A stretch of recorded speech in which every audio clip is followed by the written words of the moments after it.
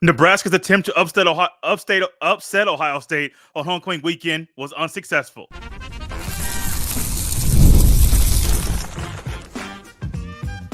You are Locked On Buckeyes, your daily podcast on the Ohio State Buckeyes. Part of the Locked On Podcast Network, your team every day. Welcome in, Buckeye fans, to your Locked On Buckeyes postcast after Ohio State's 21-17 win over Nebraska. I am your host, Jay Stevens, also the host of the Jay Stevens Podcast, and this episode is brought to you by FanDuel. New customers will get started with $150 in bonus bets if you win your first $5 bet. Visit FanDuel.com to get started. Ohio State this weekend on Saturday was homecoming weekend, and we'll definitely touch on the players of the game, if that was truly a targeting call, the struggles the offense had. But ultimately, the first thing on my mind after Ohio State beat Nebraska on homecoming weekend is that the Buckeyes escaped the shoe with a win. And when I use that word escape, you guys have done escape rooms. A lot of you have done escape rooms. I have not done one in my lifetime, so I only get to see the videos and the pictures people put up when they're going through escape rooms. And one thing I know is when you get out of there, you're excited. There's a smile on your face. Many of you will put on the paper, on the cardboard, you'll put how long it took you to get out of the escape room.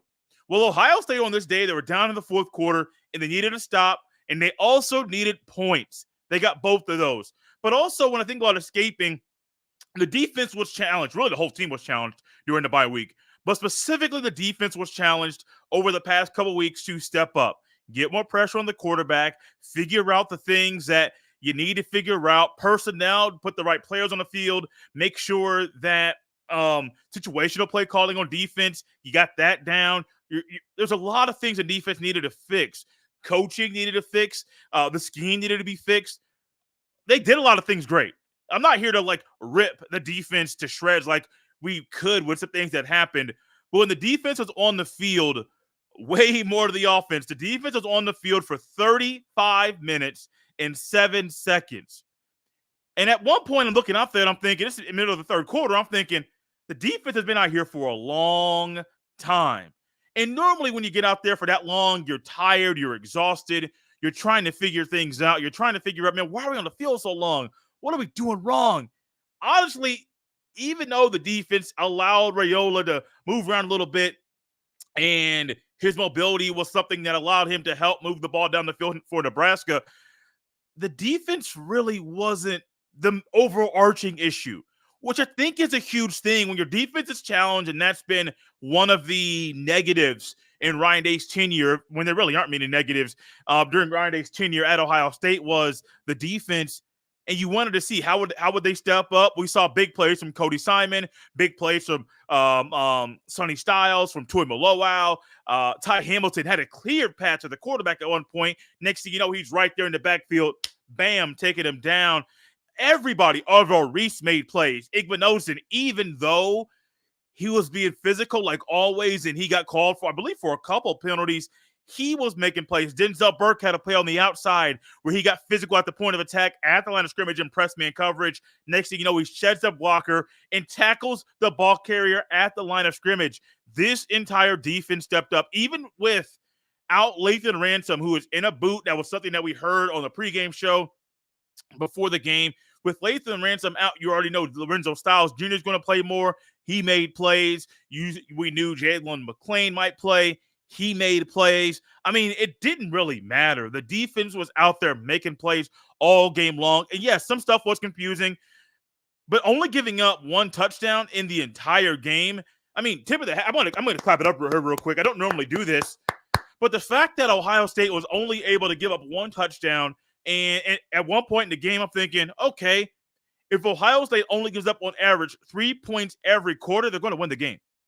That didn't happen.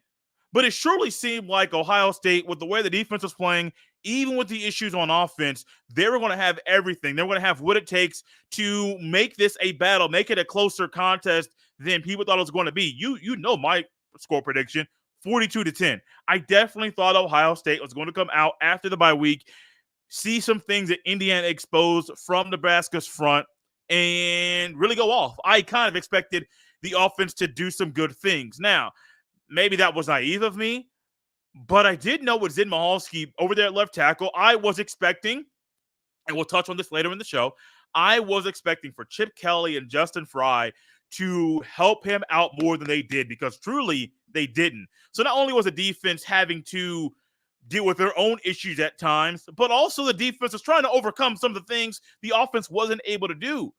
It's a struggle, man. We're talking about a struggle that right now, talk about a team that escapes out of here with the win. It was a big challenge on Saturday afternoon in front of a massive crowd when the crowd was its loudest, when the targeting call was called late in the fourth quarter against Arvel Reese. Now, if the crowd was louder throughout other portions of the game, I guarantee it would have helped the defense.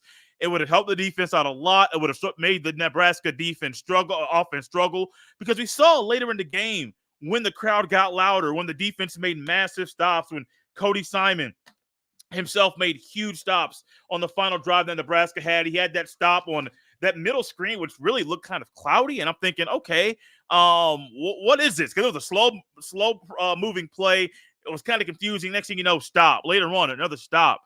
This defense is here, man. Like, if you're only giving up 17 points to a Big Ten opponent, you're going to win the game.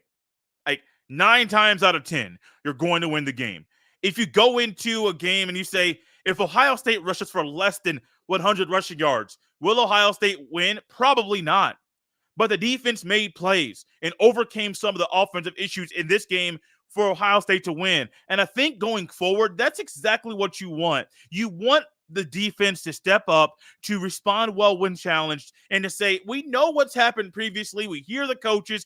We have been ripped to shreds for 2 weeks long. We're hungry to get back on the field. And that's exactly what they did. They got back on the field and showed everybody this is Ohio State's defense. With our backs against the wall, when we're pushed and prodded all game long, we can step up and make plays. Even had a massive fourth down stop on 4th and goal. What are you finding? Ohio State's defense has what it takes to make big plays down the stretch, and this is something you can build upon. You can build upon this opportunity, this game, and say, well, Ohio State's defense, they're doing a lot of good things. They're not going to be perfect. Nobody's going to be perfect, but they're doing a lot of good things.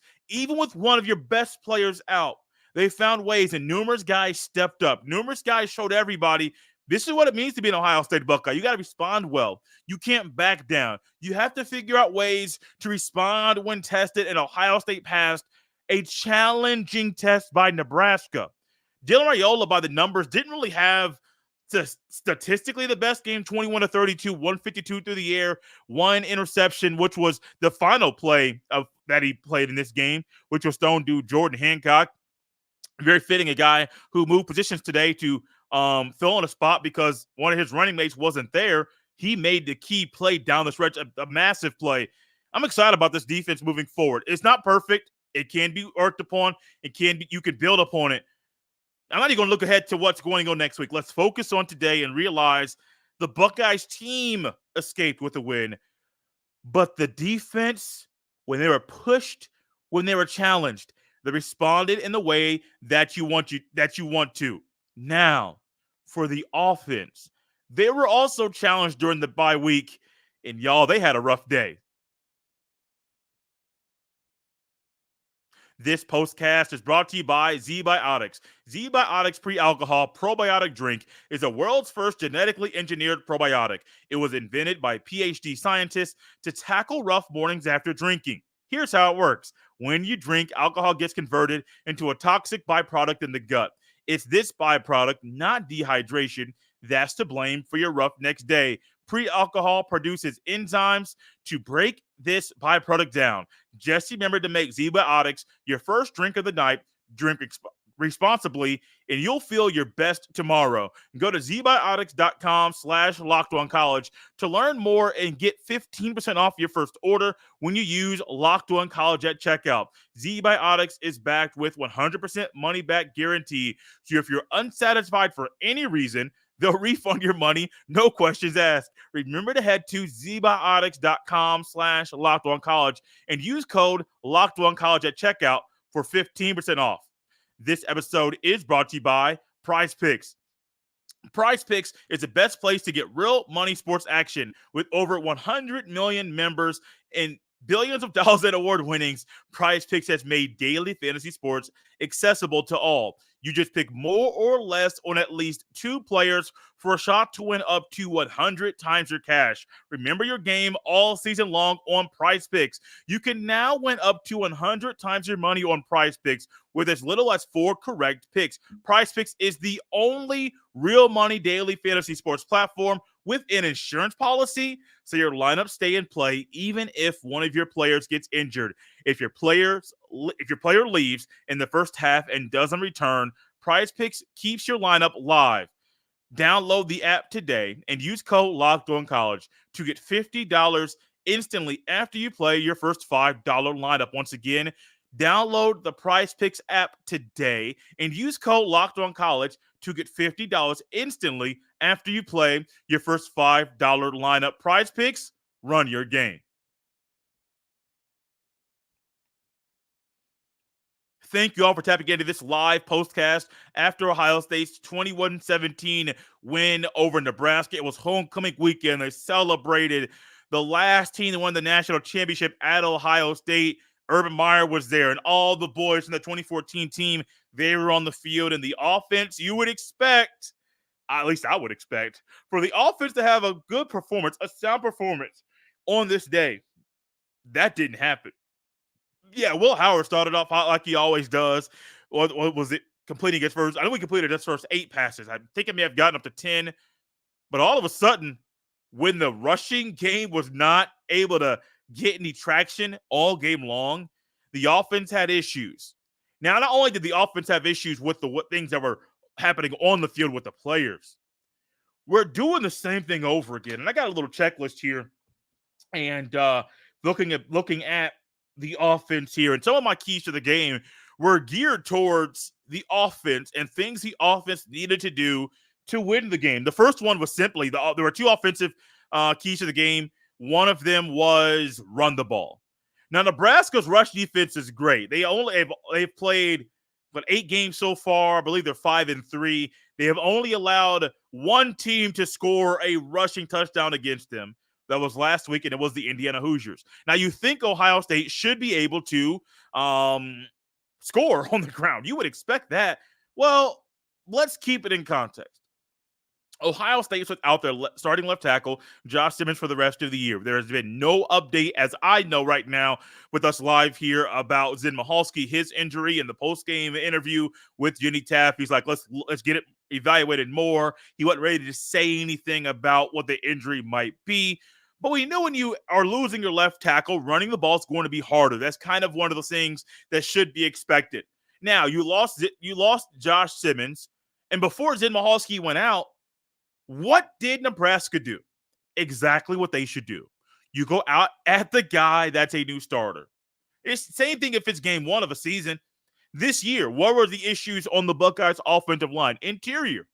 What did you have on the interior of the offensive line? New starters. One's a new starter.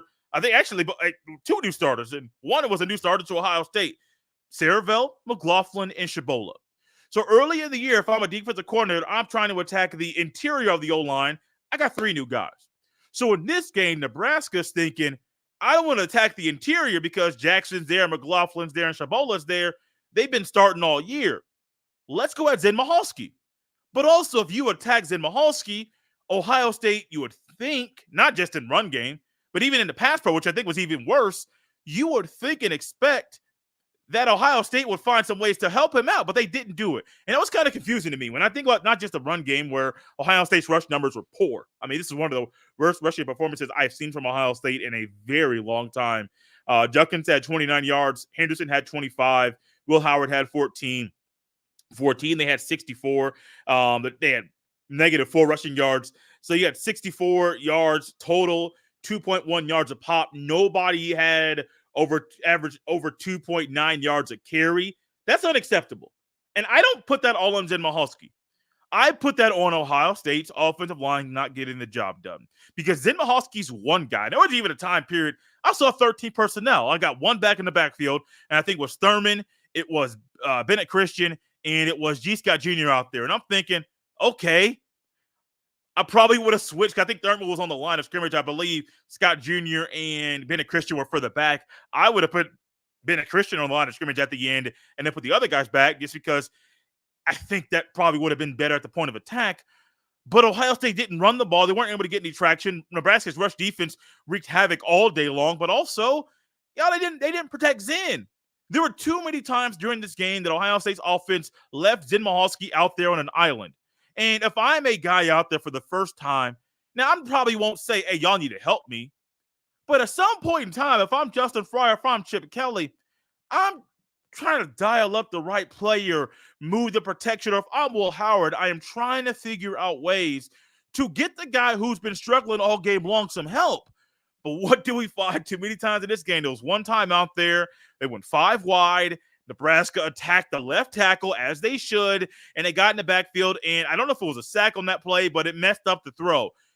That's where the confusion comes in, and I'm very confused about this offense, but not only confused about the offense, there were some guys on the offense that stepped up and played well. Many of us thought that it was possible, we believed it was possible, for Jeremiah Smith to break all of Chris Carter's freshman records that he set at Ohio State. Didn't happen today. Jeremiah Smith had 3 catches. Abuka had 3 catches on 4 targets. Smith also had 4 targets. Carnell, Tate, Jeremiah Smith, and Quinshawn Judkins all had touchdowns today. Will Howard, 13 of 16, 221, 3 touchdowns. I mean, those numbers are cool. Did he do good enough? Yes. Did he wow you with anything today? Not really. No, we got a couple of deep ball passes, a 40-yard pass to Carnell Tate for a touchdown, and then a 60-yard pass to Jeremiah Smith for a touchdown. But outside of that, it's 100 yards. Everything else, 121 on 11.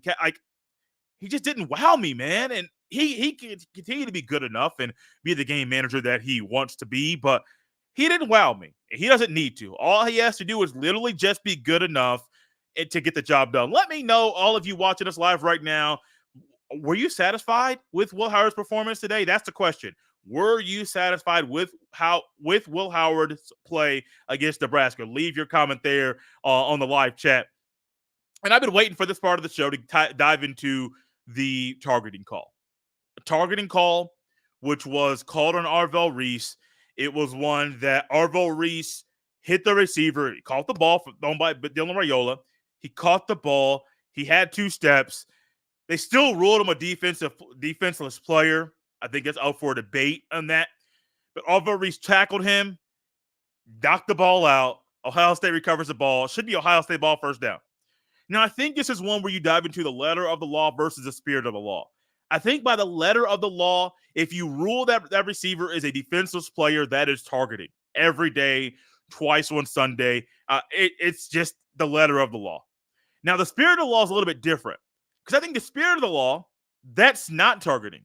That's a football play. And that's something that you have to do as a defender. Because I don't think every officiating call is going to call that targeting, because some officiating calls are going to realize, yeah, we got the letter of the law, but the spirit of the law says a little bit different about this specific play. I don't think Arvel Reese was intentionally targeting. No, maybe he was, but I don't think he was. Also, do I think Arvel Reese did everything he could to make that the most legal hit that it could be? Absolutely. Was it head-to-head? No. Did he kind of brace himself with his arm or with the shoulder? Absolutely. Like, he had his forearm out, and he hit him. He didn't even go for the ball, but there was enough force on the hit that caused the fumble. So Arvel Reese did his job. I do believe 100% of the day and twice on Sunday that officiating is very hard. It's really, really hard. And if they have to always go by the letter of the law, which they don't, although they're in there too, if they had to go by the letter of the law all the time, that's targeting every day. But if they can sprinkle in the spirit of the law a little bit, that's not targeting. Think about the Oregon game, where the refs are letting the guys be physical on defense all game long, and then all of a sudden they call something late that they hadn't really called most of the game. What about letter of the law at that point in time? But the spirit of the law, and even then that Jeremiah Smith thing, if you ever are a receiver and you extend all the way out and the ref can see full extension on the push off of the defensive player, that's going to get called. We saw it today against Nebraska. It's just one of those things that's going to get called. So I don't think that was targeting because of the spirit of the law, not because of the letter of the law. When the refs ruled the Nebraska receiver as a defenseless player, that's when targeting comes into play. I don't think that was enough to take it to the league office and say, review this. I mean, you won the game, so I don't think you're going to take it to the league office anyway. But if you do, I don't think that's enough data on film to overturn that call. You know what wins? We got to unveil some players of the week. And for the first time this year, we're going to have co-defensive players of the week because two Buckeye defenders really impressed me in this win. This episode is brought to you by FanDuel. You can start the season with a big return on FanDuel. New customers will get, got the wrong ad read here. Guys, you can start the season with FanDuel with a big return on FanDuel. It's America's #1 sportsbook. New customers will get started with $150 in bonus bets if you win your first $5 bet. Once again, new customers will get started with $150 in bonus bets if you win your first $5 bet. All the action goes down on the FanDuel Sportsbook app and at FanDuel.com. Thank you all for making this live postcast a part of your Saturday afternoon on a college football Saturday. This is after Ohio State's 21-17 win over Nebraska. It was a win where Nebraska tried to upset Ohio State on homecoming weekend, but the Buckeyes escaped out of the shoe with a win. And in this game, which we don't normally do, we dive into players of the game. And I was kind of trying to figure out, how do I tackle all the guys I want to talk about today? There's three. Well, I could just do one offensive and one defensive, but that wasn't good enough for a day like today. There was two guys on defense that really stepped up to me in this day. And I think it's just one of those things that the defense is challenged. The defense made plays to win the game. So I could have made the entire defense, but to me, I got to go to a defensive lineman first. It is my guy, Jaylahn Tuimoloau, which is his government name. He had 5 tackles. He had 1 sack. He had 2 TFLs. And today on a Saturday, when everybody's looking at the defensive line and everybody and their mama is trying to figure out, how does the D-line improve? How do the Buckeyes get more pressure? How in the world, or what are they going to do to figure things out defensively? You're looking for somebody on the D-line to step up. Now, the stats today for the defensive line were better than normal, and I think that goes into everybody figuring out and trying to focus on just simply doing their job. Because if you think too much, what that ends up leading to is maybe some overthinking, maybe some bad plays, maybe what you call boneheaded plays because you're thinking too much and it leads you to making some things that you don't do. Now, Tuimoloau on this day, his numbers were good, but they only tell a portion of the story. When I look at Tuimoloau on Saturday, was he in the backfield more than normal? Absolutely. Was he effective, and was his impact felt in that rushman package? Absolutely. I'm going to talk a little bit more about that maybe on Monday or Tuesday of next week in regards to how Ohio State can improve the rushman package. But Tuimoloau was one of those guys like Tyleik Williams and Ty Hamilton and Jack Sawyer and Jackson and Curry and all the other guys on the defensive line. They were challenged. Even just like the coaches were. The players are on the field and they are looked at and saying, we can do better. After they were talked to about what has not been going well, they're telling everybody, we can do better. We will show you better. Now, in the Skull session, James Laurinaitis said the team's going to play angry, going to play fast. And we definitely saw Tuimoloau playing angry and playing fast. And he was one of the most fired up Buckeyes out there all game long. You see him out there fired up, high-fiving his teammates, but also doing what is needed and being very excited about his own plays. And, of course, you make a sack or you make a big stop, you're going to be fired up. But that's what we have been saying Ohio State needs to have all season long. We have been pushing and urging for Ohio State's team to be more excited, to be more fiery, to look like a team that has that desire, that has that grit. We saw it today, 100%. We saw this today. So I am very excited about Tuimoloau's performance. He's one of my favorite Buckeyes currently on the team.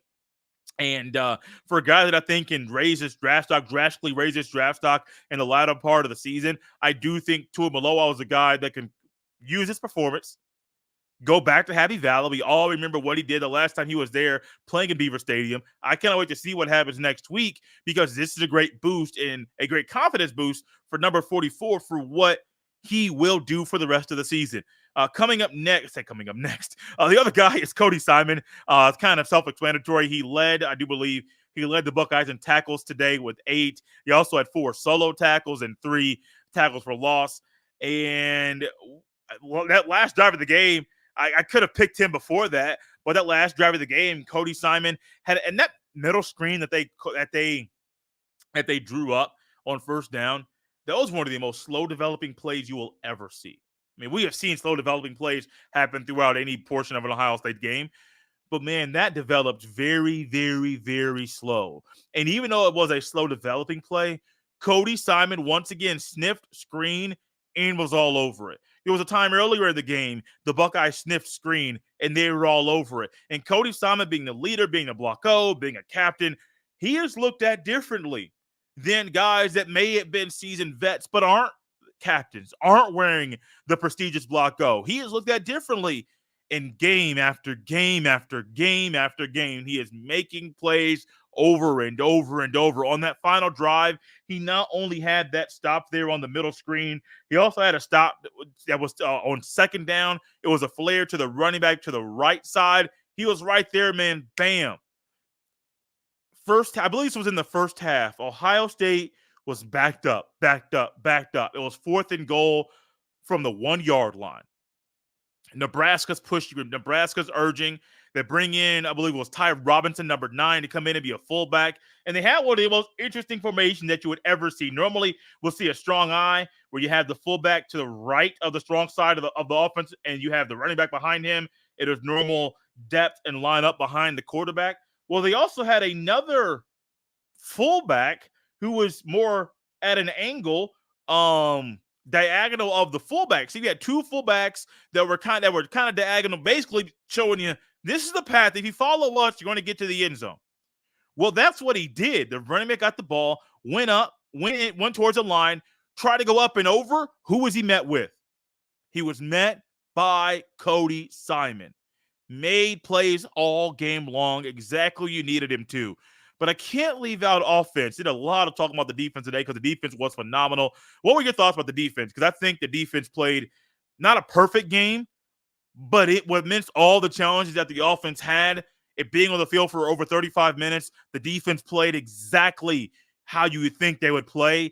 They had some issues, but man, if you're on the field for 35 plays, you're probably giving up 25, 30 points.